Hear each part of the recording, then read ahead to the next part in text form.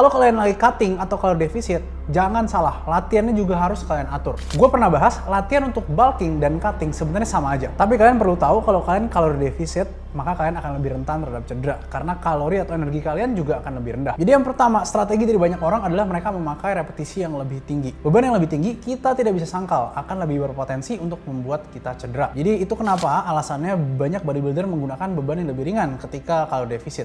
Bukan berarti beban tersebut jadi lebih efektif untuk membakar lemak ya, tapi memang lebih aman aja untuk dilakukan. Yang kedua adalah prioritaskan energi kalian. Latihan paling pertama itu adalah latihan yang kalian prioritaskan karena energi kalian di situ paling banyak. Jadi kalau kalian punya weak point atau memang ingin menaikkan beban dari angkatan kalian bisa taruh gerakan tersebut di paling awal. Yang selanjutnya adalah pilihan gerakannya. Gak ada salahnya kalian menggunakan gerakan-gerakan mesin ketika kalian cutting. Karena memang mesin itu lebih stabil, jadi kalian nggak perlu untuk menstabilisasi gerakan tersebut seperti pada free weights. Jadi kalau kalian pintar pilih gerakannya, kalian akan terhindar dari cedera ataupun kelelahan yang terlalu berlebihan ketika kalian sedang kalori defisit. By the way, jangan lupa join Academy Fitness buat kalian yang suka belajar fitness. Kira-kira apa ya yang bakal terjadi kalau kita konsumsi kafein terlalu sering, terlalu banyak? Penelitian dari Philip Stachnik pada tahun 2023 itu menyatakan bahwa jika kita mengkonsumsi terlalu sering kafein dengan jumlah yang banyak, maka kita akan membuat toleransi terhadap kafein tersebut. Alias kafeinnya udah jadi nggak terlalu kerasa lagi. Jadi ada 3 step yang bisa gue kasih kalian kalau kalian kafein tolerance. Pertama, itu adalah coba kurangin konsumsi kafein selama 2 minggu. Mungkin di awal kalian akan ngerasa energi kalian rendah, tapi sebaiknya kalian lawan dulu aja sampai 2 minggu tersebut selesai. Selanjutnya, jika kalian pengen balik lagi konsumsi kafein, mulai dengan dosis yang kecil. Jika biasa kalian pakai 2 scoop pre-workout, mungkin mulai dari kopi dulu yang kafeinnya nggak terlalu gede. Nah, terakhir, kalau misalkan kalian mau untuk menghindari kafein tolerance itu, kalian bisa untuk memakai kafein secukupnya aja.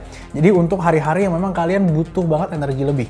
Kalau latihan kalian cuma santai-santai, saran gue kurangin dulu jumlah kafeinnya biar nggak membentuk kafein tolerance itu. Jadi kafein sendiri sebenarnya nggak bahaya, nggak gimana, tapi memang kalau misalkan dikonsumsi berlebihan dan secara sering, kita akan membentuk kafein tolerance. Jadi ingat buat kalian yang suka minum kopi atau suka minum kafein, lakuin protokol yang udah gue kasih dan gue yakin kalian akan ngerasain lagi efek dari kafein tersebut. Kalau kalian suka minum kafein, coba kalian perhatiin hal ini nih. Kafein itu ditemukan bisa menghambat atau mengganggu tidur kalian jika dikonsumsi terlalu dekat dengan tidur. Jadi riset oleh Clark and Landolt pada tahun 2017 itu menyatakan kafein bisa mengganggu tidur kalian, khususnya pada fase deep sleep. Tapi tenang, kafein itu nggak seburuk itu kalau kalian tahu cara konsumsinya dan waktunya kapan. Buat gue pribadi, gue men-stop konsumsi kafein sekitar 6-9 jam sebelum tidur. Kalau kalian suka ngopi di jam tersebut, kalian bisa pilih kopi yang decaf, yang kafeinnya itu nggak tinggi atau nggak ada sama sekali. Jadi secara strategis akan lebih baik kalau misalkan kalian konsumsi kopi di pagi atau siang hari. Tapi ingat, ada orang yang nggak reaktif terhadap kafein. Jadi mereka minum 3 jam sebelum tidur juga tetap tidur. Jadi jangan lupa untuk cek juga kualitas tidur kalian, mungkin menggunakan smartwatch ataupun metode-metode lain biar kalian tahu nih reaksi badan kalian ke kafein tuh gimana sih.